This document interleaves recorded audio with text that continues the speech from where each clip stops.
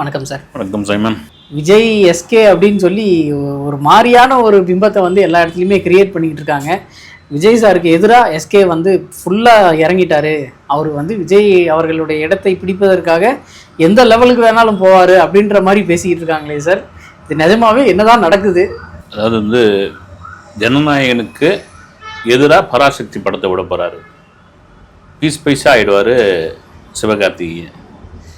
என்னங்க வந்து ஒரு பண்டிகை நாளில் படம் வரது வந்து உங்களுக்குலாம் தெரியாது. இந்த 80களில் 90களில் வந்து 12 படம் 13 படம் வரும். அதுக்கப்புறம் மாறி போச்சு. வந்து எல்லாம் வந்து ஒரே ரிலீஸ் சென்டர் ஆகிடுச்சு. தமிழ்நாட்டில் வந்து 1100 ஸ்க்ரீன்ஸ் இருக்குதுன்னா ரைட்டு, ஒரு பண்டிகை நாளில் வர வேண்டியது தான். தீபாவளி கூட 4 படம் வந்தது. வந்து சரி, ஒரு பெரிய ஹீரோடைய படம் வருது, வரட்டுமேன்ற நான் வந்து ஜனநாயகன் நல்லா இருந்தால் ஜனநாயகன்னு பார்க்க போகிறாங்க, பராசக்தியும் பார்க்க போகிறாங்க. ரெண்டுமே சுமாராக இருந்தால் ரெண்டுமே சுமாராக இருக்குது, ஓடிடியில் பார்த்துட்டு போய்டுவோம். ரெண்டுமே சூப்பர் டூப்பர் ஹிட்டாக இருக்குதுன்னா ரிப்பீட் ஆடியன்ஸ் வரப்போகிறாங்க. இல்லை என்ன இருக்குது வந்து இப்போ 1100 ஸ்க்ரீன்ஸ் இருக்குதுன்னு வச்சுங்க. விஜயோட கடைசி படம், விஜய் டிஸ்ட்ரிபியூட்டர் தியேட்டருக்காரங்க பெரிய எதிர்பார்ப்பில் இருக்காங்க அப்படின்னா ஒரு 700 ஸ்க்ரீன்ஸ், அதில் மீதி வந்து 400 வந்து பராசக்தியும் கிடைக்க போகுது. இதுக்கு எதுக்கு போட்டு இப்படி போட்டு அமக்கலம் பண்ணிக்கிட்டு இருக்காங்க? ஏன் வந்து சிவகார்த்திகேயன் இந்த அடி அடிக்கிறாங்க? என்ன இது மறுபடியும் பார்த்தீங்கன்னா ஒரு மியூசிக் டைரக்டர் விஷயத்துக்குள்ளே கொண்டு வந்து சேர்க்குறாங்க. அப்புறம் நீ ஆயிடுவா அப்படி நீ பார்த்துடலாமா விஜய் கூட? விஜய் சொன்னால் தானே இதில் வந்து இது இப்போ விஜய் சொல்கிறாருன்னு வச்சுக்க. விஜய் சொல்ல மாட்டார், விஜய் தரப்பில் யாரோ சொல்கிறாரு, விஜய்க்கு மேனேஜர் ஜெகதீஷோ இல்லை வேறு யாரோ இல்லை ப்ரொடக்ஷன் கேவியனோ அவங்க சார்பாக யாரோ வந்து ஜனநாயகன் எதிராக நீங்கள் விட்டீங்கன்னா அவ்வளோதாங்க வந்து ஆவர்த்து ஆவிடும் அப்படின்ற மாதிரி சொன்ன ரைட்டு சொல்லுது. விஜய் ஃபேன்ஸை யாரும் சொல்ல வந்து விஜய் ஃபேன்ஸ்லாம் வந்து இன்னைக்கு வந்து தொண்டர்களா மாறி அவங்க வந்து ஈரோடு பொதுக்கூட்டம் எப்படி இருக்க போகுது, அடுத்து அவருடைய பிரச்சார கூட்டம் எப்படி இருக்க போகுது இப்படி பார்த்துக்கிட்டு இருக்காங்க. ஜனநாயகன் இன்னொரு பெரிய அப்டேட் வந்துகிட்டே இருக்குது. ஏன்னா ஒரு 3 நாளைக்கு முன்னாடி அப்டேட்டே கொடுக்கலன்னு இது பண்ணிட்டு இருந்தாங்க. 18ஆம் தேதி படம் தள்ளி போகுதுன்னா நிறைய தள்ளி போகுது, அப்புறம் இதுவாகுது, அப்புறம் பிப்ரவரிக்கு போகுது, எலெக்ஷன் நெருக்கத்தில் வருது. இது வந்து பெரிய அரசியல் பேசக்கூடிய படம் இப்படிலாம் சொல்லியிருந்தாங்க. ஆல்ரெடி தியேட்டர்லாம் ஃபிக்ஸ் பண்ணியாச்சு. கிட்டத்தட்ட வந்து ஓவர்சீஸ்லாம் யூரோப்லாம் 2-3 இதெல்லாம் ஸ்க்ரீன்ஸ்லாம் ஓப்பன் பண்ணிட்டாங்க. அட்வான்ஸ் புக்கிங்லாம் ஆரம்பிச்சிட்டாங்க. ஸ்வீடன்லையும் ஜெர்மன்லையும் அப்படின்ற மாதிரி தகவல்லாம் போயிட்டு ஒரு பெரிய எதிர்பார்ப்பு நிச்சயம் உண்டு. ஆனால் ஒரே ஒரு விஷயம் சைமன், ஜனநாயகன் ஆரம்பத்தில் தீபாவளிக்கு வரத்தை தான் அவங்க சொன்னாங்க. அதுக்கப்புறம் வரல வந்து அப்புறம் பொங்கல்ட்டாங்க. ஆனால் ஏற்கனவே பொங்கல்னு வந்து பராசக்தி யாராக இருந்தாலும் முன்னா சொல்லியிருந்தாங்க. அப்புறம் 9ஆம் தேதின்னு போட்டோடனே விஜய் கூட கிளாஷ் விட வேணாம், இது சிவகார்த்திகேயன் சொன்னதான் வந்து ப்ரொடக்ஷன் இருந்தால் விஜய் கூட கிளாஷ் விட வேணாம். ஏன்னா இவ்வளோ ஹீரோக்கள் இருக்கும் பொழுது விஜய் நினச்சிருந்தா அந்த கோட் படத்தில் பிடிங்க துப்பாக்கி அப்படின்னு யாருக்கிட்ட வேணாலும் கொடுத்துட்டு போயிடலாம். ஒரு ஜெய் கிட்ட கொடுத்துருக்கலாம், அப்புறம் பார்த்தீங்கன்னா ஒரு விமல் கிட்ட கொடுத்துட்டு போயிருக்கலாம். சரி, சிவகார்த்திகேயன் கொடுக்கறதுக்கான காரணம் என்ன? ஒரு அனுமானம் தானே, தெரியும் இல்லையா? இந்த ஃபீல்டில் நீங்கள் இருக்கிறீங்கன்னா இல்லை யார் திறமையான கேமராமேன், இதில் திறமையான ஆங்கர் யாருன்னு உங்களுக்கு தெரியும் இல்லைங்களா? அது மாதிரி தான் வந்து சரி அடுத்து யார் அப்படின்னு கொடுக்குறாங்கன்னா அப்போ அந்த ஹீரோவுக்கு எப்படி இருக்கும்? அது இவர் கூட போய் கிளாஷ் விட்டால் சும்மா இருப்பாங்களா ஃபேன்ஸு? தள்ளி வந்தாச்சுன்னு. ஆனால் ஒரு போட்டியும் கிடையாது, ஒன்றும் கிடையாது. இது திட்டமிட்டு சிவகார்த்திகேயன் மீது ஏதோ ஒரு வன்மத்தோடு அடிக்கிற ஒரு தாக்குதலாக இருக்குது. இது பார்க்குற பார்வையாளருக்கு தெரியுது. வீடியோ போட்டால் கீழே வர கமெண்ட்ஸ் படித்தாலே தெரியுது வந்து விஜய் ரசிகரே இது விரும்பலன்னா ஒரு மறுக்கப்படாத உண்மை இதுதான். ஞாயிற்றுக்கிழமை வந்து திடீர்னு ஒரு வீடியோ சார், அதில் வந்து கும்கி படத்தோட ஒரு பாடலை வந்து மியூசிக் டைரக்டர் வந்து பாடுறாரு. அன்னைக்கே சிவகார்த்திகேயன் அவர்களுடைய ஒரு பாட்டு ரிலீஸ் ஆகுது, அவர் பாடினது. இது வந்து அவர் பாடின பாட்டை பார்த்த உடனே இவர் வந்து உடனே மியூசிக் பண்ணி உடனே பாட்டு ரெடி பண்ணி ரிலீஸ் பண்ணிட்டாங்க அப்படின்லாம் பேசிக்கிட்டு இருக்காங்க சார். இது கேட்குற நமக்கே ஏன் இப்படி புழுகுறீங்க அப்படின்ற மாதிரி தான் இருக்குது. எப்படி சார் இதை பார்க்குறது? 18ஆம் தேதி நாளைக்கு மறுநாள் வந்து ஈரோட்டில் பொதுக்கூட்டம். அதே 18ஆம் தேதி பராசக்தி படத்துக்கு சென்னை வள்ளூர் கோட்டத்தில் வந்து ஒரு கண்காட்சி ஒன்று வைக்கிறாங்க. ஒரு இந்தி எதிர்ப்பு சம்மந்தமான படம் அப்படின்னால இந்திய எதிர்ப்பு காலத்தில் என்ன நடந்து ஏதுன்னு சரி வள்ளூர் கோட்டத்தை ஏன் தேர்ந்தெடுக்கணும் அப்படின்னா கலைஞர் கருணாநிதி கட்டின ஒரு இது வந்து தமிழுக்கான ஒரு இடம், வள்ளூருக்கான ஒரு இது, அது தமிழுக்கு ஒரு பெரிய பங்குண்டு. விஜய் வந்து ஈரோடு பொதுக்கூட்டத்துக்காக அங்கே பேசுகிறாரு அப்படின்னா திட்டமிட்டு சிவகார்த்திகேயன் வந்து வள்ளூர் கோட்டத்தில் பராசக்தி விழா வச்சிருக்காரு. என்னன்னாலும் சொல்லி கண்டென்ட் தான் சைமன். ஒரே ஒரு விஷயம் வந்து இப்போ நம்ம கூட நீங்கள் கூட நாமளும் பேசுகிறோம்னா பெரிய ஹீரோக்கள் பற்றி பேசினால்தான் ஆடியன்ஸ் வருவான்னு உங்களுக்கு தெரியும். ஏன் நீங்கள் ஒரு விதார்த்தை பற்றி பேசலாமே, இல்லைன்னா வந்து யார் இவர் யோகி பாபு பற்றி பேசலாமே. யோகி பாபு கூட ஏதாவது கான்ட்ரவர்சியில் இதுவாக வந்து அப்புக்குட்டி பற்றி பேசிட்டு போயிடலாமே. அப்புக்குட்டி கூட அவருடைய படம் கூட கோவா ஃபிலிம் ஃபெஸ்டிவலில் ஸ்க்ரீன் பண்ணாங்க. ஆனால் ஏன் பேச மாட்டாங்கன்னா விஜய் அஜித் ரஜினி, ரஜினி அஜித் விஜய், அவ்வளோதான். இதில் அப்டேட் ஒன்றும் கிடையாது. உங்களுக்கு வந்து என்ன இருக்குது வந்து இதை பேசினா தான் ஆடியன்ஸ் வருவாங்க போது அதில் தூக்கி இதில் போட்டு இதில் தூக்கி அதில் போட்டு அதில் போட்டு இது பண்ணு, தயிர் சாதத்துக்கு லெமன் சாதத்தில் போது லெமன் சாதத்தில் இது பண்ணி அப்புறம் கூட்டாஞ்சோரா ஒன்றா கலந்து கூட அப்படின்ற மாதிரி ஆகிப்போச்சு. அப்புறம் வேறு ஒன்றும் பண்ண முடியாது. இண்டஸ்ட்ரியில் ஷூட்டிங் வேறு எதுவும் பெரிய படங்கள் இல்லை, பெரிய அப்டேட் இல்லை. திரும்ப திரும்ப என்ன சொல்லி ஆகணும் நீங்கள் வந்து நீங்கள் தமிழ்லைன் ரொம்ப முக்கியமான ஒரு விஷயம் வந்து ஆமாம் அதை வச்சாங்கன்னா அவ்வளோதான் விடுங்க. ஆனால் ஒருத்தர் மேலே இந்த அளவுக்கு குற்றம் சொல்லி திடீர்னு ஒரு விஷயத்தை கிளப்பி அதுலேருந்து வர்றதை எப்படி சார் நம்ம ஏற்றுக்கிறது சார்? இல்லை இதனுடைய என்ன முழு விவகாரம் ஒன்று வந்து நான் என்ன சொல்கிறேன்னா, நீங்கள் திரும்ப சொல்லும் போது ஒரு சிவகார்த்திகேயன் வந்து ரொம்ப ஒரு கீழ்நிலையிலேருந்து வந்து நான் இதாக சொல்ல ஒரு போராடி சினிமா பின்புலம் இல்லாமல் ஒரு கல்லூரியில் மிமிக்ரி பண்ணி அப்புறம் ஒரு தொலைக்காட்சியில் ஸ்டாண்டப் காமெடி பண்ணி அதுக்கப்புறம் வந்து இவர் வந்து ஒரு நவீன பாக்கியராஜ் முருங்கா காமெடி மாதிரி ஏதாவது காமெடி பண்ணி காணாமல் போயிடுவார்னு நினச்ச உடனே பூம்னு ஒரு வளர்ச்சி இருக்கு இல்லைங்களா, அந்த வளர்ச்சி இண்டஸ்ட்ரிக்கே பெரிய எரிச்சல் வந்து. அதனால தான் பார்த்தீங்கன்னா தனுஷ் வந்து நான் அவருக்கு வாழ்க்கை கொடுத்தேன் அப்படின்னு சொல்லுவார். நீங்கள் வாய்ப்பு கொடுத்ததுக்கும் வாழ்க்கை கொடுத்ததுக்கும் வித்தியாசம் இருக்குது. அதுதான் வந்து சிவகார்த்திகேயன் சொல்லுவார், நான் எனக்கு வந்து வாய்ப்பு தான் கொடுத்தாரு. அப்போ நீங்கள் ஒரு வேற ஒரு தளத்தில் இருக்கிறீங்க. நீங்கள் வந்து ஒரு ப்ரொடியூசருடைய மகன், சினிமா பின்புலம் உள்ளவர், நீங்கள் வந்து ஒரு பெரிய பெரிய வந்து ஒரு பணக்காரன்னு வச்சுங்க, உங்களுக்கு வந்து வாய்ப்பு கொடுத்தேன்னு தான் சொல்லுவாங்க. வந்து ரெண்டு விதமாக இருக்குது இல்லையா. ஒரு சாதாரண போன வந்து அவனுக்கு நான் வாழ்க்கை கொடுத்தேன்பா அதுதான் சொல்கிறாங்க வந்து. இதை தாண்டி இந்த வளர்ச்சியை வந்து எரிச்சலாக தாங்க முடியல. அதனுடைய வெளிப்பாடு தான் இது. நீங்கள் சிவகார்த்திகேயனுக்கு வந்து தொந்தரவு பண்ணவங்க, முதுகில் குத்துறவங்க எவ்வளோ பின்னாடி இருக்குது வந்து. அதெல்லாம் நிறைய பேசிட்டோம் நம்ம வந்து ஆரம்பிச்சு வந்து எத்தனையோ சம்பவங்கள்லாம் இருக்குது.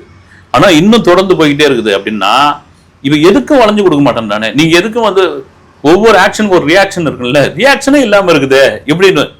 நீங்கள் கோவப்பட்டால் தானே ஒரு மனுஷனை எதுக்கு இது பண்ணுறாங்கன்னா ட்ரிகர் பண்ணுறாங்கன்னா, ஏதோ கோவப்பட்டு ஒரு வார்த்தை வெளியிடணும் இல்லைங்களா, ஆச்சாரா அப்படிதான்டா பார்த்துடலாம் அப்படின் போது லூப் அதுலேருந்து பிடிச்சுன்னு என்ன இது பண்ணாலும் ரியாக்ஷனே காமிக்கலன்னா அந்த வலிதான் காரணம் வந்து. இந்த இடத்துக்கு நம்ம வந்துட்டோம். இதுக்கு பின்னாடி எவ்வளோ பெரிய வலி, எவ்வளோ பெரிய ஓட்டம், எவ்வளோ பெரிய அவமானம், இதுக்கு எவ்வளோ பெரிய பாலிடிக்ஸு. இதை தாண்டி கடகடன் இந்த இடத்துக்கு வந்துட்டோம்னா தவறி கூட நம்ம ஆய் விட்டுறக்கூடாது, தப்பி கூட எதுவும் பேசிடக்கூடாது. இதை தூக்கி போட்டு அடிப்பாங்க அப்படின்னு இந்த கதை தான். வாடா வாடா வாடா அப்படின்னு அந்த காமெடியில் கூப்பிட்டாங்க, வடிவேல் காமெடியில் நான் சும்மா இருக்குல்ல, அது மாதிரி தான் வந்து ஒரு மனுஷன் நீங்கள் வந்து போட்டு அடி அடி அடின்னு அடிக்கடிக்க ஏதாவது ஒன்று நீங்கள் சொல்லணும்ல, சொல்லாமல் இருக்கிறதுக்கான காரணம் அதுதான். அது ஒரு கட்டத்தில் தெரிஞ்சு போயிடும், வீணா அடிக்கிறது தான். சார் இப்போ இந்த விஷயங்கள் எல்லாமே விஜய் அவர்களுக்கு எதிராக பேசுறாங்க, பட் இது வந்து தனுஷ் அவர்கள் தூண்டி விட்டு தான் இந்த மாதிரி பேசுறாங்க அப்படின்னு சொல்லி ஒரு டாக் போயிட்டு இருக்கு. அப்புறம் ப்ளூ சட்டை மாறன் வந்து திடீர்னு இவரை சந்திச்சிருப்பார் போல, தனுஷ் அவர்களுடைய மேனேஜரை சந்திச்சிருக்காரு. அந்த வீடியோவை எடுத்து போட்டு இவங்க ரெண்டு பேரும் சேர்ந்து பிளான் பண்ணி தான் ஏதோ பண்றாங்க அப்படின்ற மாதிரியும் பேசிக்கிட்டு இருக்காங்க. இது எப்படி பார்த்தாலும் எங்கேயாவது ஒரு இடத்துல எல்லாம் கனெக்ஷன் பண்ணிடுறாங்களா? அது ஒரு வார் போய்கிட்டே தான் இருக்குது வந்து.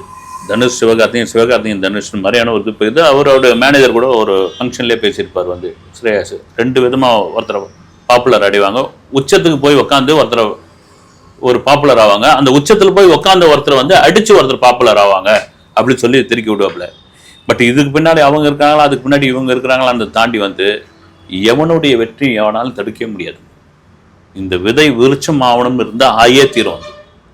நீங்கள் வந்து சினிமாவுக்கு வந்து இவர் தான் கிடையாது. எத்தனை நெப்போ கிட்ஸ் வந்து சும்மா இருக்காங்க தெரியுங்களா? எத்தனை நெப்போ கிட்ஸுக்கு வந்து வாய்ப்பு இல்லாமல் இருக்கு தெரியுங்களா? எங்கேயோ இருந்த சிவகார்த்திகேயன் தானே சினிமா கொண்டு வருது, எங்கேயோ இருந்த வடிவேலை தானே இங்கே கொண்டு வந்து பெரிய உச்சத்தில் கொண்டு வந்தது. எல்லாரும் முடியுதா? ஆனால் இந்த சினிமாவில் அந்த சூழ்ச்சிகளும் சூதுவாதுகளும் எல்லாம் தான் இருக்க செய்யும். உங்களுக்கு வந்து மாஸ் மீடியா, அரசியல் இங்கெல்லாம் வந்து இருக்க தான் செய்யும். அதை மீறி வரத்தான் பெரிய கஷ்டம் வந்து. அதை மீறி தான் அவர் வந்து சிவகார்த்திகேயன் அதை பண்ணிட்டு அவருக்கான அந்த இருப்பிடத்தை வந்து ரொம்ப ஸ்ட்ராங்காக பண்ணிட்டு இருக்காருன்னு நான் நினைக்கிறேன். சார் ஜனநாயகன் ரிலேட்டடாக எந்த ஒரு அப்டேட்டுமே வரல அப்படின்னு சொல்லி ரீசெண்டாக கூட நம்ம பேசியிருந்தோம்.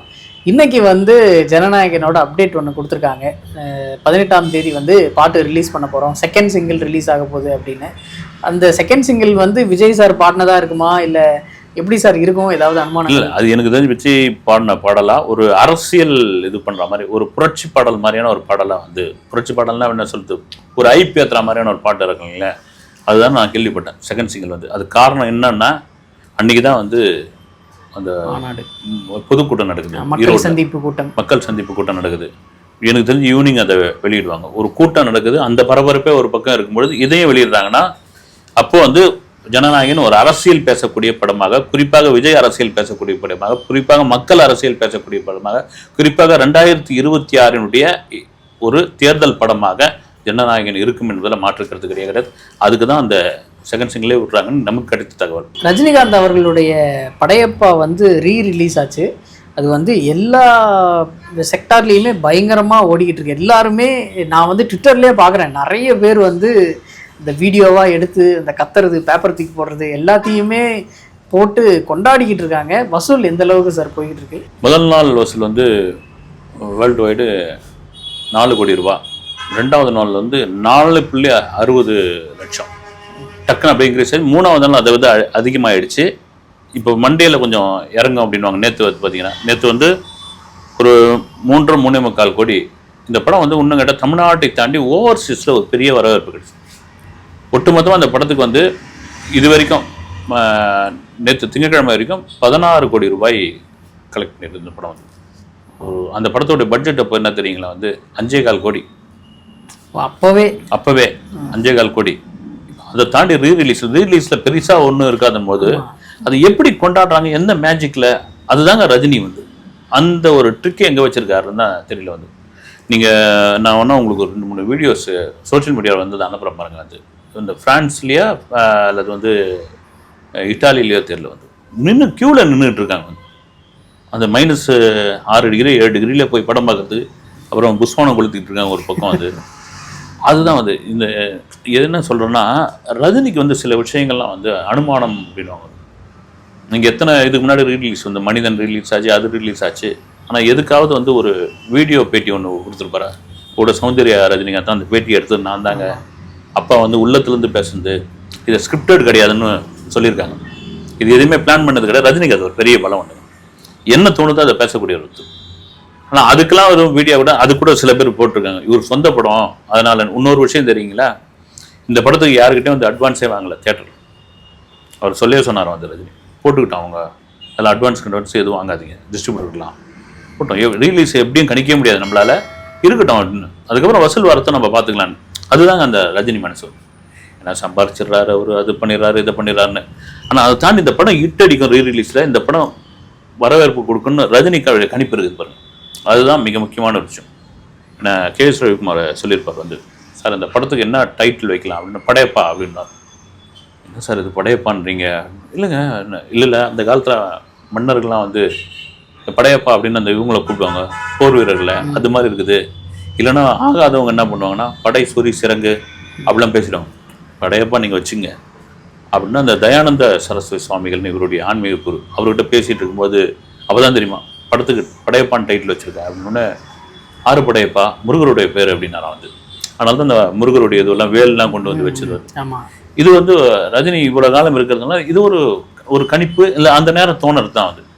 அப்படி அவருடைய கணிப்பு தான் வந்து இந்த ரீரிலீஸ் அவரே எதிர்பார்க்காம இந்த 2K கிட்ஸு ஜென்சி கிட்ஸ்லாம் அது கொண்டாடு. நீங்கள் சொல்கிற மாதிரி தேட்டரில் அவங்க தான் இருக்கிறாங்க. வந்து உண்மையிலே இந்த வாரம் தேட்டருக்காரங்களுக்கு இல்லை, இந்த மாதம் தேட்டருக்காரங்களுடைய வயிற்றுல பால வாத்த படம் வந்து படையப்பா ரீலீஸ் தான் சார். ஒரு ரீரிலீஸ் ஆன படம் வந்து இந்த அளவுக்கு பட்டையை கிளப்பிக்கிட்டு இருக்கு.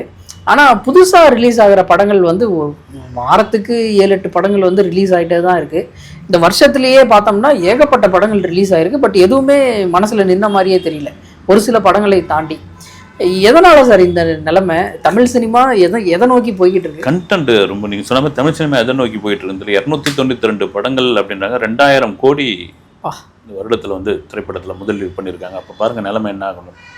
அதனால்தான் திரையரங்க உரிமையாளர் சங்க தலைவர் திருப்பூர் சுப்பிரமணியம் வந்து ஒரு அறிக்கை ஒன்று வெளியிட்டிருக்காரு. வந்து வருகிற ஜனவரி 1ஆம் தேதியிலேருந்து பூஜை போடுற படங்கள் வந்து 8 வாரம் கழிச்சு தான் ஓடிடிக்கு நீங்கள் கொடுக்கணும் அப்படின்னு அதுக்கும் ஒரு விமர்சனம் வைக்கிறாங்க. சரி, 8 வாரம் கழிச்சு ஓடிடி கொடுத்தா அந்த படம் ஓடிடுமா, தேட்டரில் வந்து படம் பார்த்துருவாங்களா அப்படின்னு ஒரு கேள்வி வைக்கிறாங்க. எங்கே அவங்களுடைய இதை சொல்கிறாங்க வந்து, அவங்களுடைய மனநிலை என்ன இருக்குன்னா, இன்னொரு 28 நாளில் இதை வீட்டில் போய் பார்த்துக்கலாம், இதுக்கு தேட்டருக்கு போகணுமா, ஒரு குடும்பம் இவ்வளோ செலவு பண்ணணுமா, ஆனால் ஒரு 4 வாரம் தள்ளி தான் அவங்க நார்த்தில் அப்படி தான் பண்ணுறாங்க அப்படின்னு அவங்க இது வைக்கிறாங்க. ஓடுது தாண்டி.